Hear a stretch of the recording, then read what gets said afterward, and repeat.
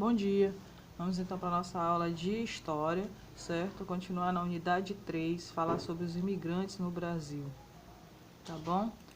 Essa aula está na página 76 e 77, nós vamos ver agora a vida deles na fazenda de café, como é que era o dia a dia, né? Lembra que eles tinham a promessa de vir aqui para o Brasil e ter o pequeno pedaço de terra deles, ter o canto deles, não estar passando fome, como estava lá na Europa. Eles vinham com a esperança de uma vida melhor, né? Então vamos ver o que acontecia depois que eles eram levados às fazendas de café, como é que era. Bom, aí é uma imagem da fazenda de café, né? Aqui ainda tem negros nessa imagem aqui, certo? Mas já na época dos fazendeiros, dos imigrantes, já não tinha mais negros, certo? Trabalhando. Os que ficavam eram pouquíssimos, que aceitavam ficar sem receber nada, certo? Então aqui, no caso, era a casa grande, né? Onde ficavam as pessoas, os donos da casa, os donos da fazenda, os donos das terras. Tinha a senzala, tinha o engenho, certo? Então essa era a estrutura. Os imigrantes, depois, quando eles chegaram, eles tinham direito a ter casinhas, construir suas próprias casas para morar. Aí no livro, na página 76, está mostrando uma imagem, né, em que tem as casas dos colonos, como eram conhecidos os imigrantes, certo?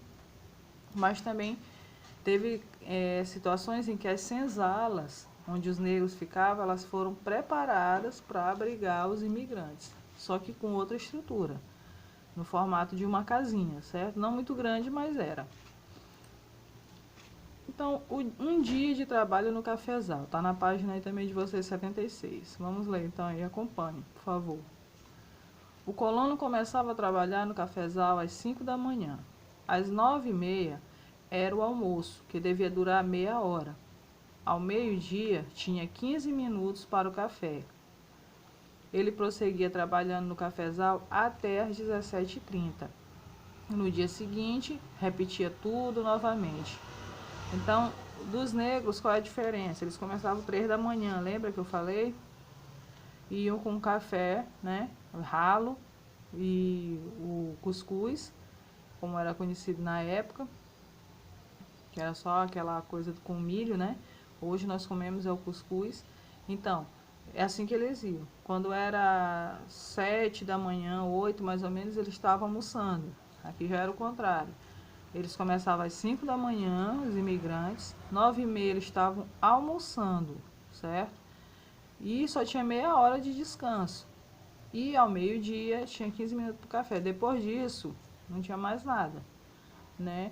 Nenhum tipo de lanche, só se eles levassem alguma coisa de casa, bolo, para poder estar comendo. Mas no mais, era até às 17h30 trabalhando. Então era um dia todo, né? Era muitas horas de trabalho. O que eles eram obrigados? Eram obrigados a realizar diversas tarefas, né? Entre essas tarefas, gente, eles cuidavam desde o preparo da terra, né, para receber o café, as sementes de café, até a colheita, certo? E eram vastas, eram extensas essas áreas. Se tinha uma mata ali fechada, vamos dizer, eles tinham que derrubar as árvores, também aqui, queimar a mata, porque quando vai se preparar o solo também se queima, certo? Mas no tempo certo, da forma certa, não é chegar a queimar de qualquer jeito que pode tornar a terra improdutiva. Então, eles derrubavam, queimavam, preparavam a terra, aí tinham que plantar e depois colher, certo? E ainda ensacavam o café, que é isso, colocavam o café em grandes sacos, certo? Para serem vendidos. Então eles fazem desde o começo, né, até o produto final para ser vendido. Só não recebia o dinheiro. Chegar lá, vender a saca e receber o dinheiro. Isso era com o dono da fazenda. Entendeu? Então a parte mais pesada ficava para os imigrantes, certo? Olha aí, ó. Isso aí é só uma foto de uma parte, certo? Do lugar onde tinha os cafezais. Então eles tinham que tomar conta disso aqui, gente, era muito extenso, as fazendas de café. Eram áreas muito grandes para serem cuidadas e cultivadas, certo? A divisão do trabalho, como é que era feita? Cada família ficava encarregada de cuidar de determinado número de pés de café, certo?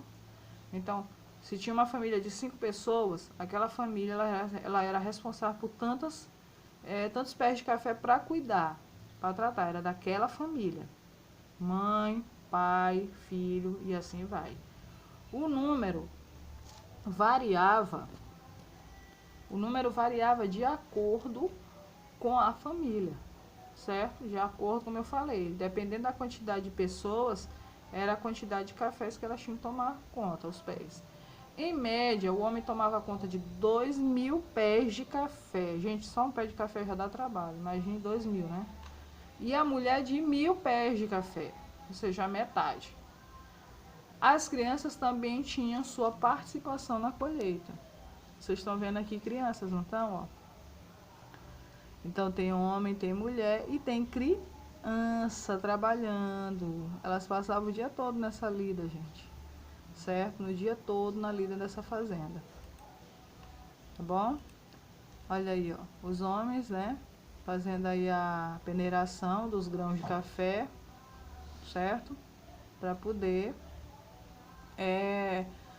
levar para ensacar.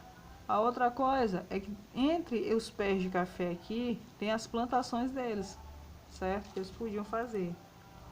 Olha aqui, ó. Criança trabalhando, como eu falei para vocês. Tinha mulher, o homem, então dependendo da família, se a família fosse grande, creio eu que o trabalho saía mais rápido, mas era muito cansativo, né? Ainda mais para criança, ficar o dia todo trabalhando. Criança não é para trabalhar, né? Então, o que era permitido para o imigrante, ou era o colono, como era chamado? Plantar lavouras para o seu sustento. Eles plantavam milho ou feijão entre os pés de café. Então, o dono da fazenda permitiu que eles plantassem, porque se eles fossem comprar tudo, né, ia sair um custo muito alto para eles. Então, eles podiam plantar milho ou feijão. Entre um pé de café e outro, tinha uma plantação deles, para que eles pudessem estar colhendo e alimentando a família, certo? Isso era permitido. E aí existia o armazém. O que era o armazém? Era o local onde os colonos, lembra? Os imigrantes, compravam os demais itens que precisavam, tais como sal, ferramentas e tecidos. Então isso aqui não podia ser plantado, as ferramentas não tinham como eles fabricarem, tecidos eles tinham que arranjar de algum lugar. Então eles iam lá nesse armazém e compravam essas coisas, certo? Pertencia a quem esse armazém? Ao fazendeiro, ao dono da fazenda. E ficava dentro da fazenda, certo? Então o colono ele ficava ali, né, comprando as coisas de quem? Do fazendeiro. E detalhe, eram cobrados valores altíssimos para os colonos. Tudo que eles iam comprar, o preço era, vamos dizer, o dobro, o triplo, mais caro, certo? Então era isso que o armazém fazia, ficava dentro das fazendas e eles compravam sal, ferramentas e tecidos. E pertencia a quem? Aos fazendeiros, certo? Tá aí o armazém, ó. Então lá eles compravam de tudo, tudo que eles precisavam tinha lá no armazém. E aí, qual era o problema de comprar lá? Não tinha algum problema? Claro, porque eles ficavam endividados no armazém. Eles ficavam devendo, né, para o dono da fazenda. Eles compravam fiado, né, para pagar no final da colheita. Quando chegava no final da colheita, que eles iam receber o dinheiro deles, já era descontado tudo que eles tinham comprado no armazém. Fazendo assim com que eles ficassem devendo, porque ganhavam pouco, certo?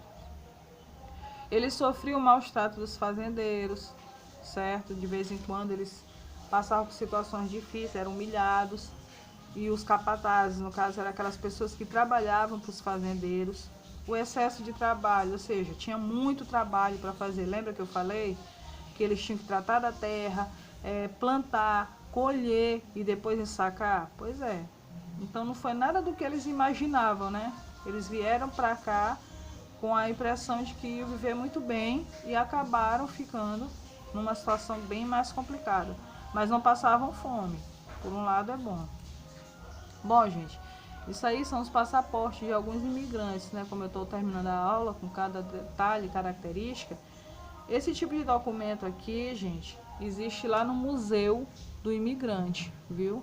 É lá que tem esse acervo que a pessoa pode ir lá e ter acesso a esse tipo de informação, tá? Aqui são alguns imigrantes que vieram para o Brasil também, tá? E eu espero que vocês tenham compreendido a aula, tá? E gostado. Qualquer coisa, voltem à aula ou então me procurem, gente, tá? Para me saber se vocês estão conseguindo compreender as aulas. Beijo, tchau!